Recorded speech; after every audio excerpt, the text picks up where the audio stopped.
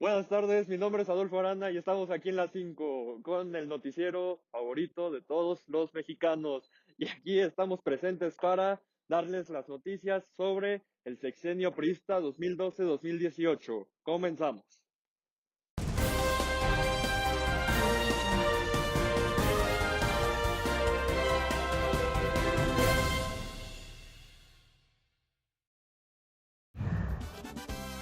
Somos priistas organizados, somos priistas capacitados, somos la fuerza. El 1 de diciembre de 2012 empieza de manera turbulenta el sexenio que traería de vuelta al Partido Revolucionario Institucional a los Pinos.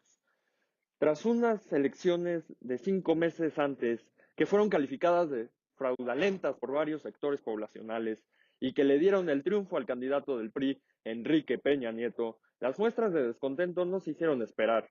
Estudiantes, maestros y campesinos protestaron en el centro histórico de la Ciudad de México, en el Ángel de la Independencia y el Palacio Legislativo de San Lázaro. Es así como empieza uno de los sexenios más turbulentos en la historia de México. Tras 12 años fuera de la silla presidencial, el PRI reclamó la victoria del 1 de julio de 2012. Su candidato, el licenciado Enrique Peña Nieto, miembro del denominado Grupo Tlacomulco, ya había sido gobernador del Estado de México, puesto en el que tuvo diversos escándalos. En su campaña electoral se ganó un séquito de detractores en diferentes eventos, tales como en la Feria Internacional del Libro de Guadalajara, al preguntársele cuáles eran los 3 libros que habían marcado su vida y no poder contestar.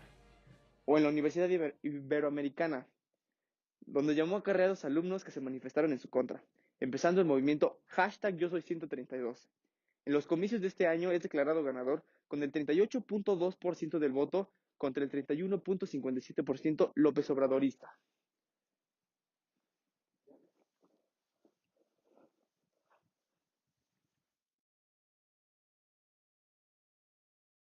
El primer año de gobierno, Pacto por México. El día inmediatamente posterior a su nombramiento como presidente de México, es decir, el 2 de diciembre del 2012, el presidente Enrique Peña Nieto firma con los dirigentes de los 3 partidos de México, en ese entonces el Partido Acción Nacional, el Partido de la Revolución Democrática y el Partido Revolucionario Institucional, el denominado Pacto por México, un documento en el que las 3 fuerzas políticas se comprometen a ayudar a la construcción de un mejor México a través de la cooperación para aprobar leyes y reformas que beneficiasen al país. Tras la firma del Pacto por México, empezó un proceso a través del cual se hicieron 11 reformas estructurales que cambiaron tanto la Constitución como leyes secundarias. Esas reformas, tales como la educativa, la energética, la judicial, en telecomunicaciones, fueron el primer hito. ¿Hito? Bueno. Esas reformas fueron el primer hito del nuevo gobierno priista, que logró modificar aspectos ya añejos del país, como el monopolio del petróleo o los monopolios de la industria de las telecomunicaciones, así como una reestructura en el sistema educativo. Muchas de estas reformas no fueron pesadas, sin causar un descontento en general a la población. El 2014 empezó como un buen año para el presidente de la República, pues el 22 de febrero se recapturó a Joaquín El Chapo Guzmán Loera, líder de cártel de Sinaloa y el mexicano más buscado por la Agencia Central de Inteligencia de Estados Unidos de América. Sin embargo, el 30 de junio, en el municipio de Tlatlaya, en el Estado de México, ocurrió un enfrentamiento entre el ejército y los pobladores, que dejó un saldo de 22 personas muertas, todos los civiles, provocando un escándalo a nivel nacional.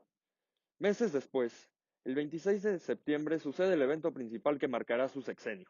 En la comunidad de Ayotzinapa, Guerrero, son desaparecidos 43 estudiantes normalistas, presuntamente por elementos del ejército. La indagación en toda la federación no se hizo esperar y el descontento social creció tras la incompetencia de la Procuraduría General de la República al no poder apreciar los hechos o al dar versiones que fueron desmentidas por diversas personas. En medio de esta crisis, el equipo de Carmen Aristegui lanza un reporte en el que se revela que el presidente tiene una casa en las zonas de las Lomas por valor de 7 millones de dólares estadounidenses. Este escándalo no solo implicaba corrupción, pues el presidente no podría haber pagado dicha mansión, sino que también traficó de influencias al ser edificada por una empresa del grupo IGA, mismo que realizó obras durante la gubernatura de Peña Nieto en el Estado de México y que realizaría obras millonarias en el nuevo gobierno federal del mismo. El 2014 termina en medio de una crisis social cuyo descontento se dirige principalmente al Poder Ejecutivo Federal.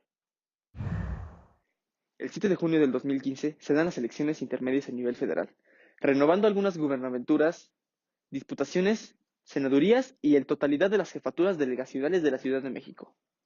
Estas son las primeras elecciones en las que el órgano organizador es el Instituto Nacional Electoral, por sus siglas INE, sucesor del Instituto Federal Electoral. También son las primeras en las que un candidato independiente, es decir, que no abandera ningún partido, gana la gubernatura de un estado.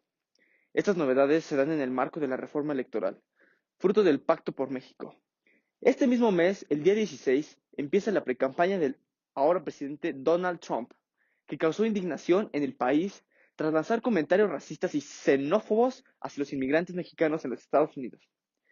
Al mes siguiente, el 11 de julio, el narcotraficante arrestado el año anterior, Joaquín Guzmán, se fuga del penal de alta seguridad del Altiplano, provocando uno más a los ya abundantes escándalos del gobierno peñanietista. El 2016 fue el año más tranquilo del sexenio del presidente Enrique Peña Nieto. Como 2 años atrás, el año empezó con la recaptura del Chapo Guzmán, el 8 de enero. El 5 de enero hay elecciones para gobernadores de la Asamblea Constituyente de la Ciudad de México, en las que el PRI, por primera vez, no resulta la primera fuerza política. En el terreno internacional, se invitó entonces al candidato para la presidencia, Donald Trump, a venir a dialogar con el presidente, lo que bajó aún más la popularidad del gobierno. En noviembre de ese año, gana las elecciones en los Estados Unidos. El primer día del 2017 se dio el llamado megagasolinazo, una alza significativa al precio de la gasolina y, por ende, de todos los productos de la canasta básica. En un ambiente de descontento generalizado, gente de diversos municipios empieza a saquear tiendas privadas a lo largo del país. El 5 de febrero, la Constitución cumplió 100 años y en abril se capturaron a 2 exgobernadores priistas acusados de corrupción, Tomás Yarrington en Italia y Javier Duarte en Guatemala. Septiembre fue el mes más problemático para el país. Fueron registrados severos sismos que afectaron al sur y centro del país, siendo el más notorio el del 19 de septiembre, que paralizó por algunos días a la Ciudad de México y dañó poblaciones en los estados de Morelos y Puebla.